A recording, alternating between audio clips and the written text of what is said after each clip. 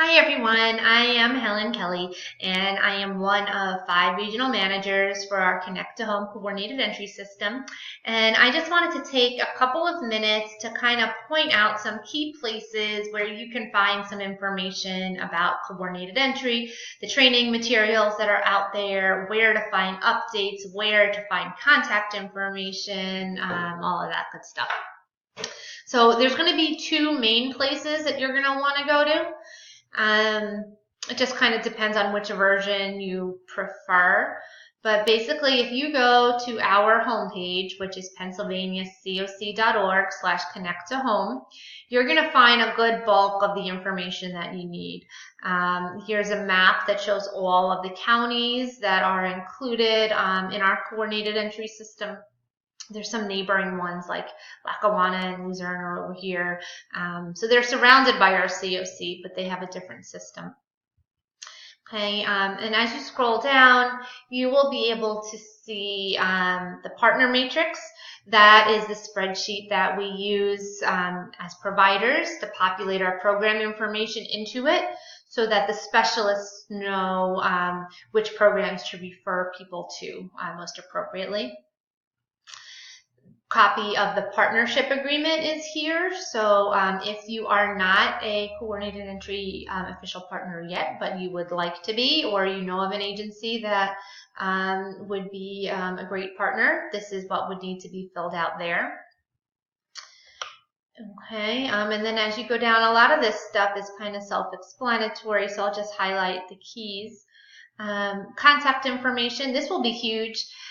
So like I said, there's 5 regional managers. We all also really we speak often with each other, as well as with Anne, who is kind of the virtual call center manager. So even if the wrong manager is contacted, we work well with each other and we'll be able to kind of get the issue addressed one way or the other. Okay, as we go down more, there's Kathy. She's our chair for the coordinated entry committee, because this is actually coordinated entry is a subcommittee of the greater COC governing board as a whole. And then Jason, who is our consultant, helping us with this whole process. Okay, there's information here on the VI SPDAT. And then there was a training somewhere. 1 second. Yep. Okay, so then if you go down here to appendices and forms, this is our policy manual. It will be updated at some point, I'd say in the near future, and this will go hand in hand with this HMIS guide also to be updated at some point in the near future. Basically, whatever the policies say here, the how-to version of how to implement that within HMIS is here. So for example, if our policy manual says when you're contacting a person for the first time, you need to have 3 attempts within 5 days.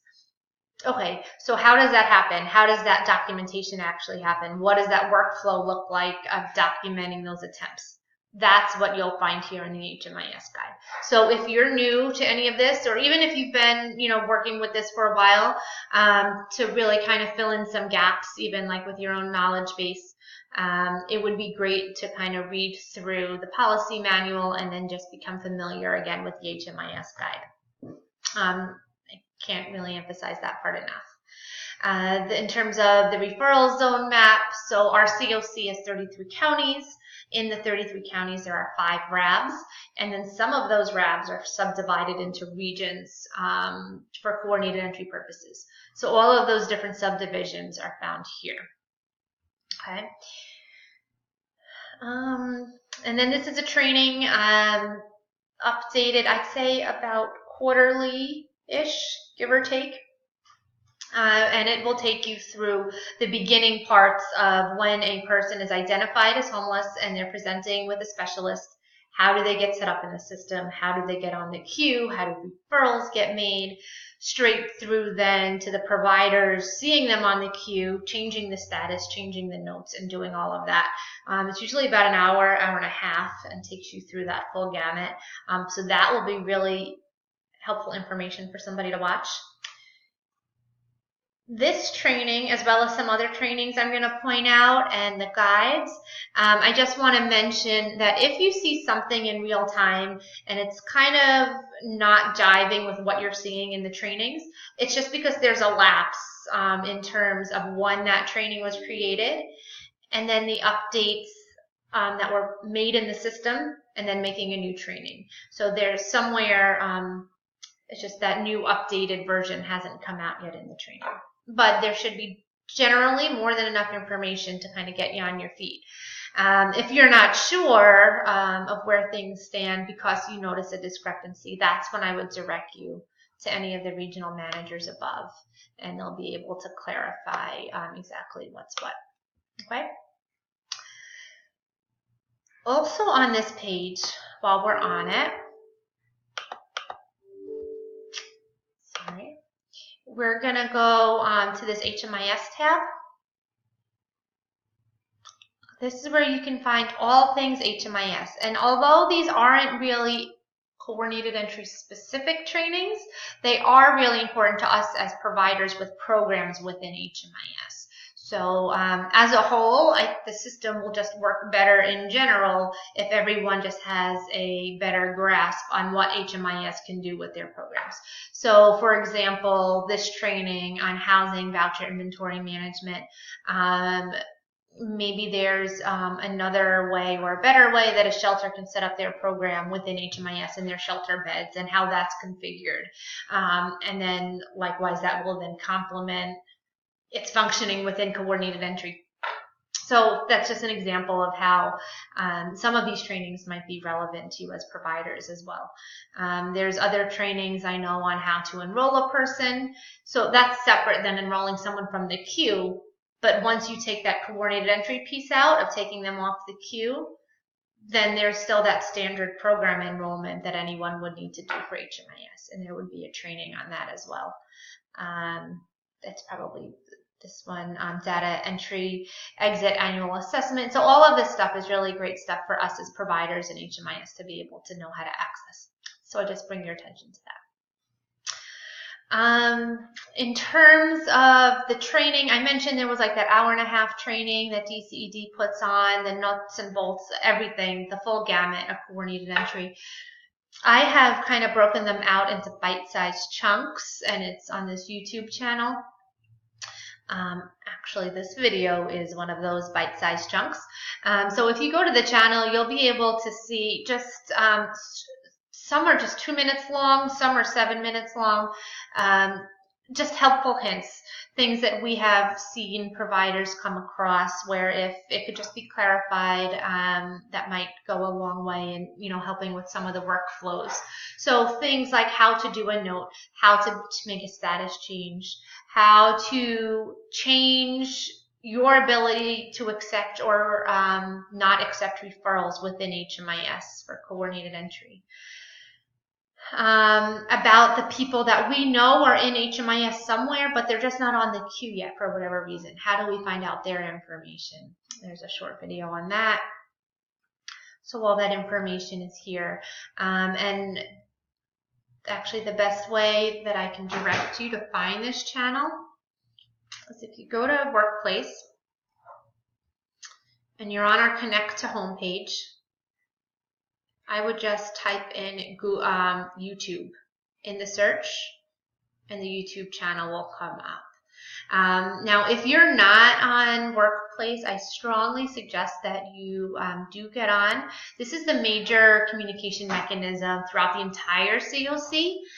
So we have one for COC as a whole, but then other bite-sized chunks of the COC have their own pages. So the veterans group has their own page. Each of the RABs have their own page. Coordinated entry has its own page. And then actually in my region, in the Pocono region, we have our own coordinated entry page just for the Pocono region. where I kind of go into some more like local level type problem solving and advice type things. Where on this page for the COC, the Connect to Home CES of Eastern PA, that's more broad brushstrokes. But both can be relevant depending on, you know, what service area that you're working on. So here on the CES page, Jason does a really great job of updating this pretty much in real time whenever there's an update. So it works just like a Facebook feed would work. You could scroll down, see all the different comments, or if you were to go back here to its home page, you could click on files, you could click on events, and it works very, you know, just like Facebook, where you'd be able to see all the different documents there that's been updated. This is a little bit more interactive, obviously, than the web page that we were on before. You can set up the alert so that you are emailed whenever there's an alert. You can set it up just so that there's an alert up here in the icon. If you have a smartphone and you want to just download the app, like I have on my app, a workplace, and then the little red badge comes up and I get notified when something comes on. That's what I prefer so that I don't get lots of stuff in my email. So it's really whatever your preference is. But I would make sure that you are on this page and that you check it regularly, whatever that means for you, whether it's having the updates sent to you, or you just make it a habit of every morning going on and seeing if anything was posted the day before, you know, whatever the case may be. This is the major mechanism that we communicate information for coordinated entry. And if you want to get linked to this or any other resources that your particular region might have, I would direct you back to that homepage where you have your regional manager's contact information. Also, for all things workplace, Brendan at DCED is kind of like our go-to for that. And this is his email. It's breauman@pa.gov. And he can be emailed with any kind of request to join any pages for the COC. Okay. Aside from that, if you want to have some more information about what's going on, each region in the COC, each RAB hosts some version of a RAB meeting, whether that's in person or on the phone, quarterly, monthly. It kind of changes by region, but your coordinated entry manager would be able to get you in touch with the co-chairs for the region so that you were kind of in the loop there. That's where we relay updates.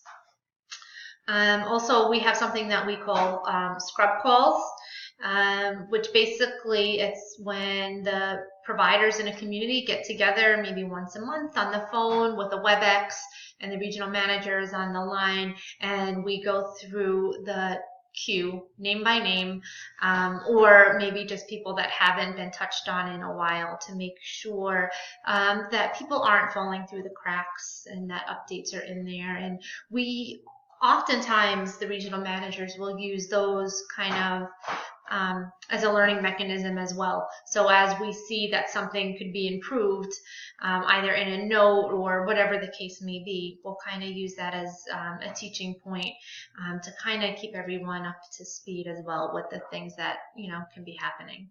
So I would definitely reach out to the regional manager if you have any kind of housing programming, so that you're linked up with those scrub calls if your region has them, because that will be helpful to you as well.